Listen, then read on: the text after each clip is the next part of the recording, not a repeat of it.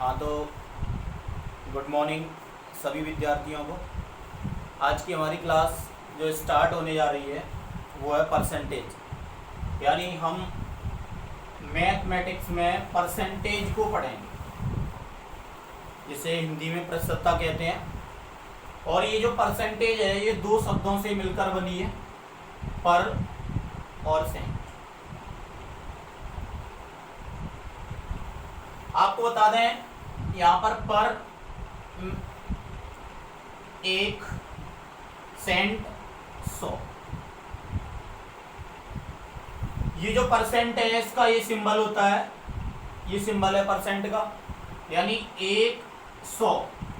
समझ में आ गया होगा परसेंट का मतलब कि 100 पर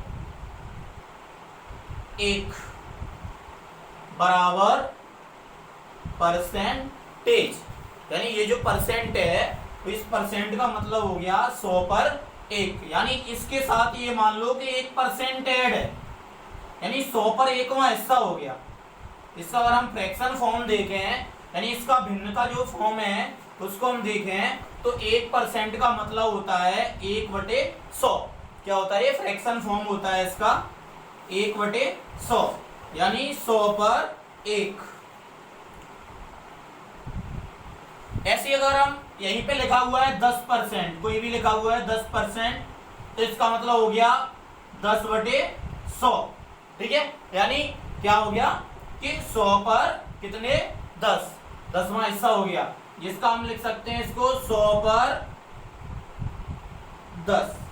और हम इसको तोड़ेंगे तो इसको एक क्रॉस कर देंगे, तो और सरलीकरण करने के बाद ये कितना हो जाएगा 1/10, जिसका मतलब हो जाएगा 10 पर 1।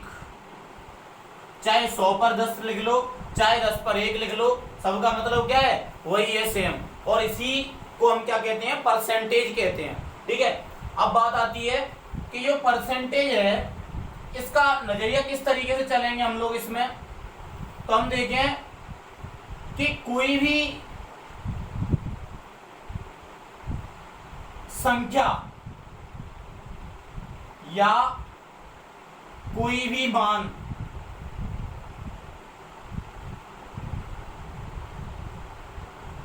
परसेंट वैल्यू में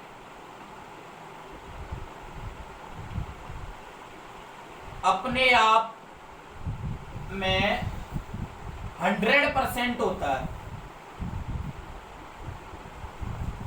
कितना होता है? 100% होता है। क्योंकि मैं बताऊं आपको, जैसे यहाँ पे हमने लिखा 1% बराबर 1/100, 10% बराबर 10/100, तो हम ऐसे ही 100% को लिखें तो 100% को लिखेंगे हम 100/100 लिखेंगे, जाहिर सी बात है। तो हम 100 से 100 क्रॉस काटेंगे तो उसका वैल्यू क्या निकल के आएगा? 1। यानी वो मान जो 1 है वो अपने आप में कितना परसेंट है? 100%। तो यहाँ पर हम परसेंट से ये भी जानेंगे कि 100% ही यहाँ पर वृद्धि और कमी पे चलेगा।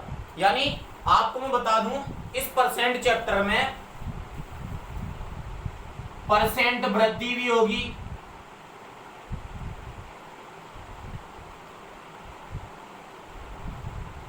और परसेंट कमी भी होगी।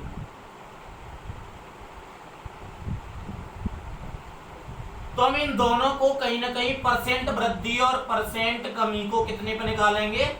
100% पर ही ज्ञात करेंगे। कितने पर ज्ञात करेंगे? 100% पर। यानी परसेंट कमी और परसेंट वृद्धि की वैल्यू कितने पे ज्ञात होगी? 100% पे होगी। और ऐसे सवालों को हमें करना होगा तब।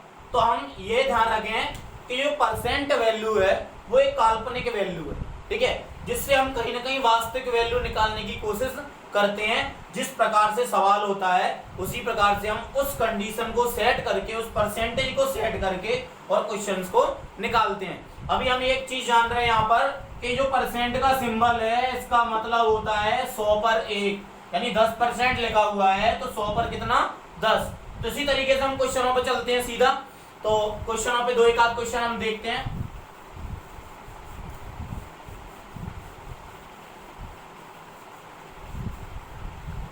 जैसे मान लो कोई क्वेश्चन है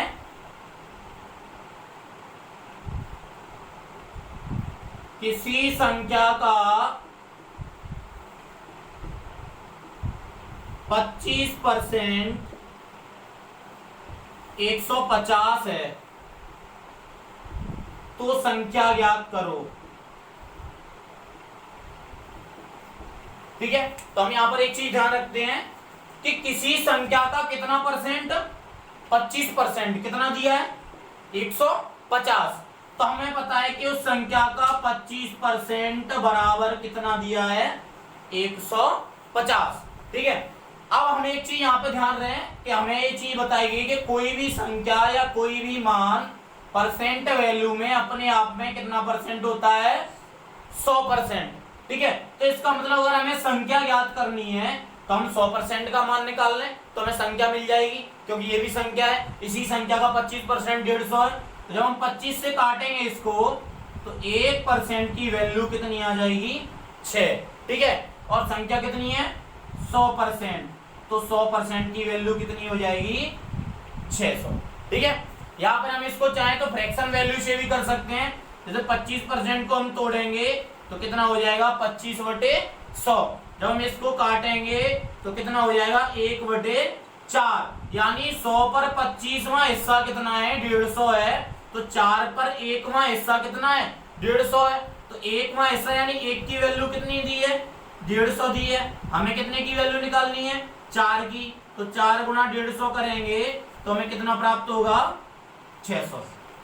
ठीक है, तो हम कैसे भी कर सकते हैं इस सवाल को। ठीक है, तो इसके अलावा और भी सवाल हैं जहां हो सकता है संख्या ना पूछ के परसेंट पूछे, तो हम दूसरे सवाल पे चलते हैं, दूसरा सवाल देखेंगे।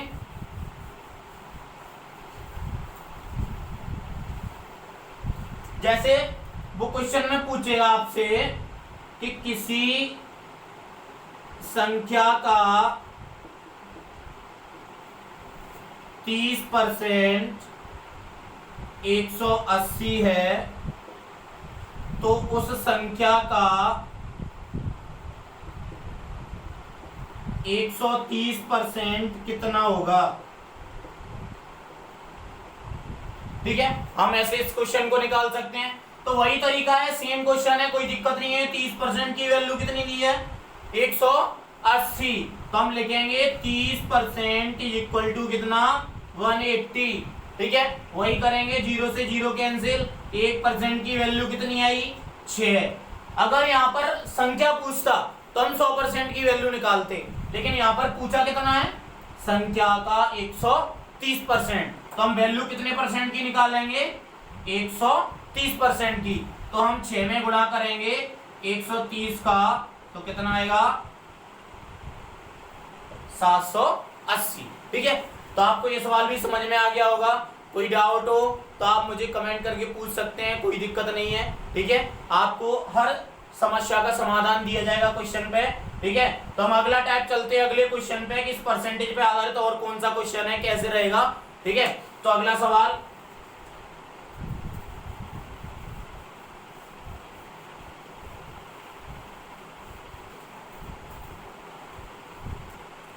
जो अगला क्वेश्चन है वो आपका है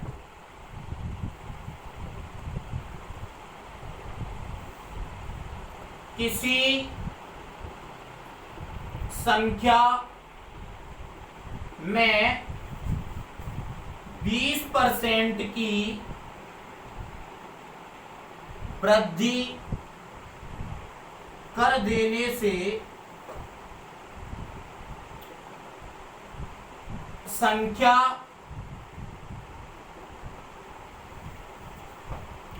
360 प्राप्त होती है। कितनी प्राप्त होती है 360। तो संख्या बताओ, तो संख्या बताओ। ठीक है, तो आप एक चीज बताओ कि हमने ऊपर लिखा है कि किसी भी संख्या की परसेंट वृद्धि हो या परसेंट क्या हो कमी, तो यहां पर 20% की क्या हुई है वृद्धि हुई है। तो हम वो सब चीज किस पर करेंगे 100 पर ही ज्ञात करेंगे। किस पर करेंगे 100 पर। तो हम बताएंगे किसी संख्या पे 20% की वृद्धि हुई तो संख्या कितनी हो गई 120% हो गई, क्योंकि 100% पहले से थी, 20% की क्या हो गई वृद्धि हो गई, तो 120% हो गई। और वो कितनी हो गई 120 की वजह से 360, क्योंकि मैं आपको बता चुका हूं कि ये काल्पनिक वैल्यू होती है और इसकी वास्तविक वैल्यू क्या है, दी हुई है।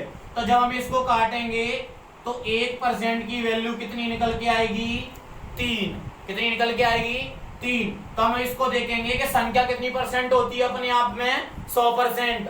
तो हम यहाँ से 100% की जब वैल्यू निकालेंगे तो कितनी प्राप्त होगी, 300। कितनी प्राप्त होगी, 300। तो हमें यहाँ से संख्या मिल गई, संख्या कितनी है, 300। हमें केवल अपना माइंड चलाना है, लैंग्वेज पे ध्यान रखना है कि करना क्या है सवालों में, ठीक है। अब हम अगला क्वेश्चन चलते हैं, ठीक है, इसी टाइप पे। जैसे मान लो कोई संख्या है, हम सवाल को यही चेंज कर देते हैं। अभी क्वेश्चन बोल रहा है किसी संख्या में 40% की कमी कर देने पर, 40% की कमी कर देने से संख्या 360 प्राप्त होती है, ठीक है।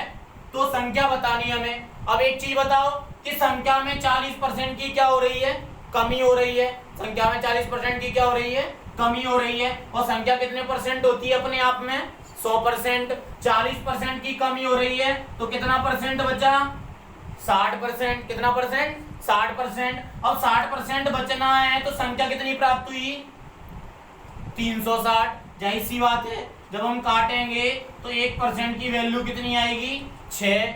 हमें संख्या कितना परसेंट होती है, 100%। तो 100% की वैल्यू कितनी हो गई, 600, ठीक है। चाहे वो कमी कह रहा हो चाहे वो वृद्धि कह रहा हो, हमें क्या है, क्वेश्चन को उस तरीके से देखना है।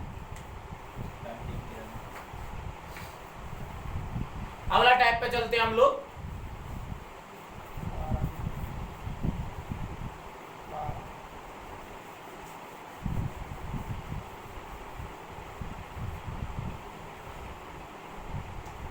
देखो अगला क्वेश्चन क्या कहता है,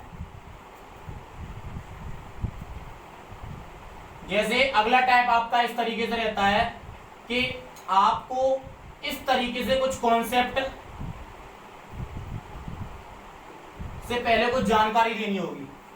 जैसे क्वेश्चन आपको पूछता है ए बी का कितना परसेंट है, या पूछेगा आपको बी ए का कितना परसेंट है, ठीक है। इस तरीके से आपको क्वेश्चन पूछेगा। तो आपको इसमें क्या करना है, आपको कुछ भी नहीं करना है। जो का बोले वो कहाँ ले जाना है, नीचे ले जाना है।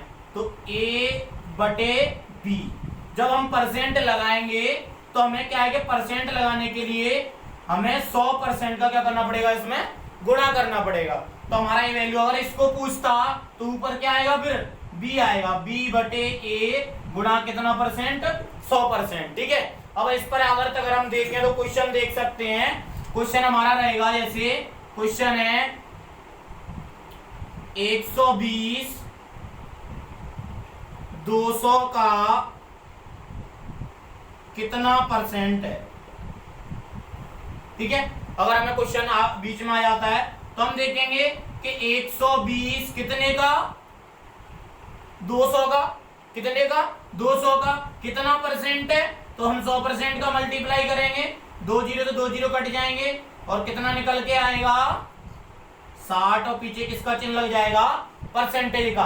अगर आप चाहें कि इसको हमने क्यों लगाया है, कि हमने 100% का गुणा क्यों किया है, क्योंकि मैं आपको बता दूं 100% के गुणा कर देने से इसकी फ्रैक्शन वैल्यू पर कोई भी असर नहीं आएगा।